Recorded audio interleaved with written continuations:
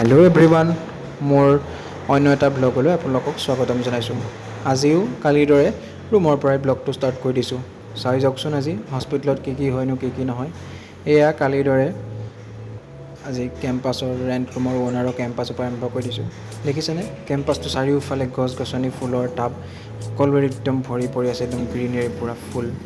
আৰু এয়া মই গেটৰ বাহিৰ ওলাইছোঁ। এয়া গেটখন লগাই পেলাই মই এতিয়া লাহেকৈ অফিচলৈ বুলি এয়া খোজ লৈছোঁ। দেখিছেনে অফিচলৈ বুলি খোজ লৈছোঁ। আহকচোন ডাইৰেক্ট আমি কেণ্টিনতে লগ পাম। আৰু এয়া আহি পালোঁ কেণ্টিন।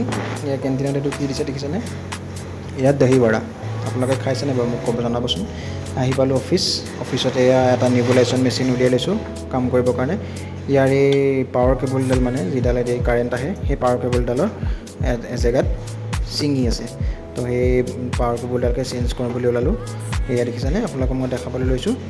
এয়া পাৱাৰ কেবুলডাল এজেগাত কাট হৈ আছে। এয়া চাওক দেখিছে কাট হৈ আছে। তো সেইকাৰণে এডাল পাৱাৰ কেবুলডাল চেঞ্জ কৰিম। নিবুলাইজেশ্যন মেচিনটো পেচেণ্টৰ ইউজ কৰা হয় যেতিয়া তেওঁৰ কফ হৈ থাকে, তেতিয়া তেওঁ মাস্কৰ থ্ৰুৱেদি নিবুলাইজেশ্যনটো মেচিন থ্ৰুৱেদি কফটো ঠিক কৰা হয়। এয়া মই নিবুলাইজেশ্যন মেচিনটো এতিয়া খুলিম আৰু আপোনালোকক দেখাই লৈ।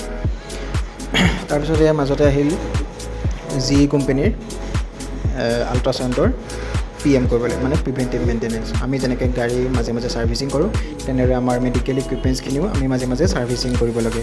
তো সেইকাৰণে তেওঁ জি কোম্পানীৰ ছাৰ্ভিচ ইঞ্জিনিয়াৰ আহি আমাৰ এই মেচিনটো, জি কোম্পানীৰ আল্ট্ৰাচাউণ্ড মেচিনটো এয়া দেখিছেনে PM প্ৰিভেণ্টিভ মেইনটেনেঞ্চ মানে ছাৰ্ভিচ কৰি আছে, ছাৰ্ভিচিং কৰি আছে, চাফা তাফা কৰিছে, কিবা কিবি ইছ্যু হৈছে চাইছে। এয়া শেষত আৰু আজি এতিয়া OT লাইটৰ সৈতে সমাপ্ত।